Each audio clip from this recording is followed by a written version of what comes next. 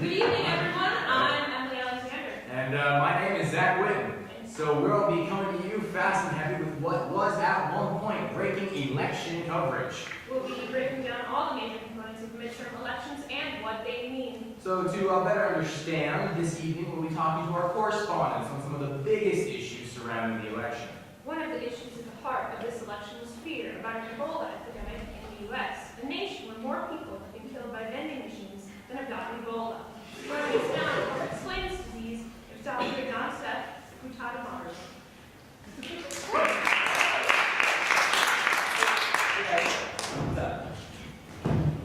Hey, Donna Steph, thank you for joining us. Oh yeah, she's that. So, Donna Steph, what can you tell us about Ebola? Well, I figured to help simplify things for the American public, I was going to go over 10 tips to not get Ebola. Sounds pretty solid. Let's hear it. Okay. 10 really scientific ways to avoid the Ebola virus. Number 10. Don't let someone with Ebola literally shit into your mouth. Number 9. Don't let someone with Ebola literally vomit into your mouth. Number 8. Don't have unprotected sex with someone with Ebola. Number 7. Don't have any sex with someone with Ebola. Number 6. If numbers 10 through 7 were enlightening for you, please have unprotected sex with someone with Ebola. Number 5. Don't share needles with someone with Ebola. Number 4, and I struggle with this one personally, guys. It's a real crush of mine. Don't drink the blood of someone with Ebola.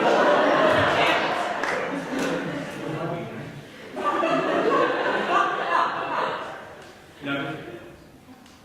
Don't go into a research lab with active cultures of Ebola in it and start licking things. Number 2, and this one affects the majority of Americans with Ebola. For Halloween, do not dress as a toilet, specifically for people with Ebola. And the number one thing to avoid if you don't want to get the Ebola virus, do not rub a magical genie lamp and ask the genie that comes forth for Ebola as one of your 3 wishes. Because trust me, guys, you ain't never had a friend like Ebola. And if you follow those 10 tips, it turns out you won't get Ebola. Yes, hello. Johnson, good tomorrow, everybody. Thank you very much.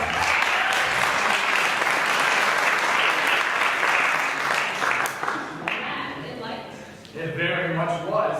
So, though Ebola wasn't the only issue swaying all 36.4% of eligible voters this November, climate change was also another important topic at hand for those who largely ignored the election. So, yeah. So here to discuss matters with us is Professor Gail Swelter.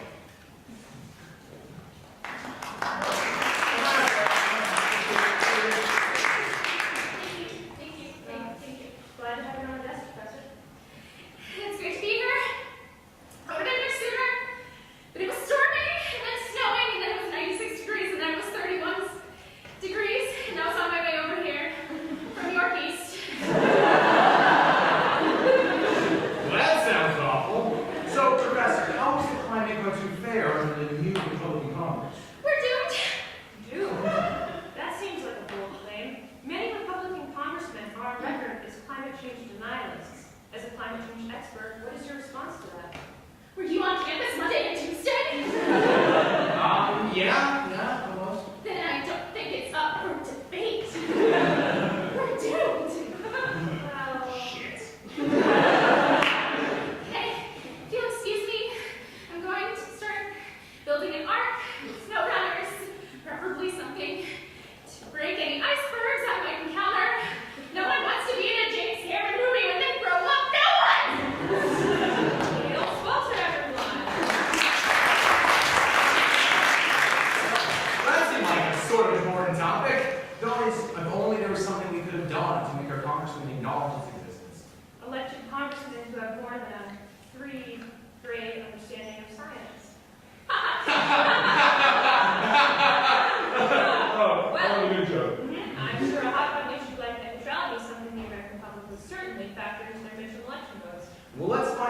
here to explain net neutrality is our technologically advanced specialist, Peter Rosenbaum. Peter?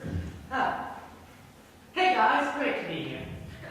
I'm expecting to take away from your busy schedule of frolicking with supermodels to talk to us. Yeah, pretty sure you spend a ton of time with the ladies. Actually, I do. I was actually supposed to be going out clubbing with some of my lady friends tonight. Why don't we fix their phone? Actually, well, we could have sex with all of them at the same time. Woo! Ha! Okay, well, somebody's do that. Yeah, right, you're a nerd! Zach, how did you spend 2 Fridays a semester? You're doing sketch comedy, bro. It's not even improv. Oh God. Where is the absolute bottle? I need a shot. We're 5. So, Peter, now that you've committed emotional murder against my other co-inter, what can you tell us about neutrality? Well, net neutrality basically refers to how free and open the internet is. And essentially, there's been plans in motion to require websites at certain localities to pay additional fees in order to have access to the same internet speeds they have now. Not paying those fees means throttled bandwidth, which means slower internet. So, Pete, how much slower are we talking here? Imagine you're driving a Lamborghini and you get switched to a carousel.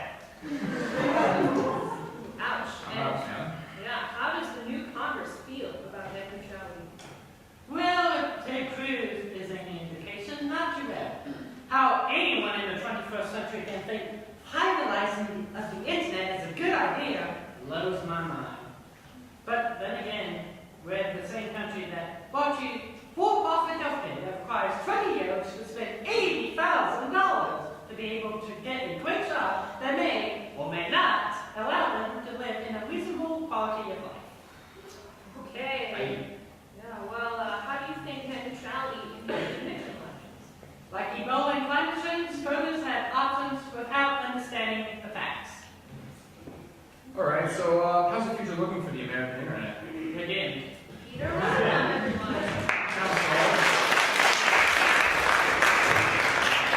Emily, I am confused, I'm hurt, and I am sad. It's okay, Zach. It is going to be okay. Maybe, probably not. That's cheering. Now, here that we know all these details and all these separate things, you know what? Surrounding all the midterm elections, I think it's time we spoke to our senior political correspondent to put some of this in perspective. Logan, come on out here. Emily, it's about goddamn time I'm on this desk. It is. This is a very unimportant election to talk about. There. Can you enlighten us on what makes this election so important? You see, the midterm elections in a president's second term literally never matter. Really? They're always a party in power change, and they accomplish nothing. Actually, Congress just accomplishes nothing, period.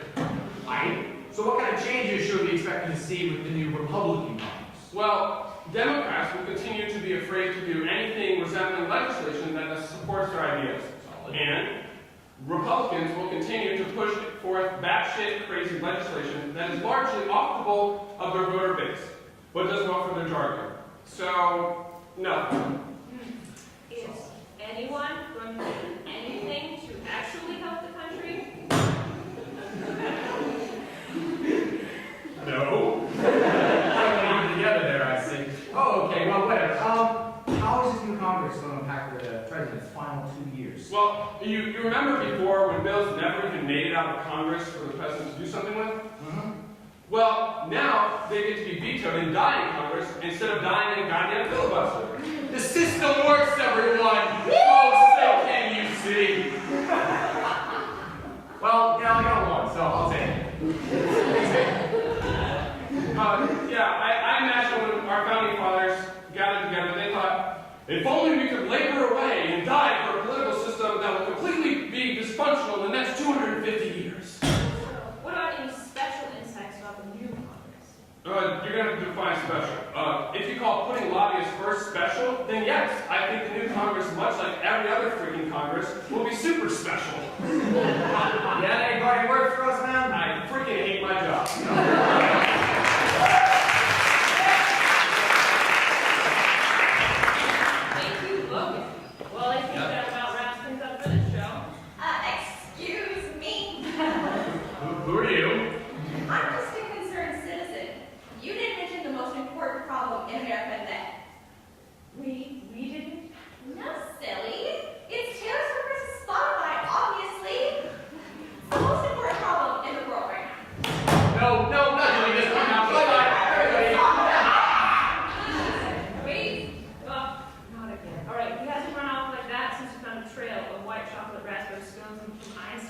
inside the fountain in the chapel. If you're wondering, that was Wednesday, and yes, he did go into the fountain. I guess that does it for this edition of SLS. Come back next semester when we'll have an interview with Easter Bunny and special guest, Zach's imaginary friend, Zapdoor. Is she gone?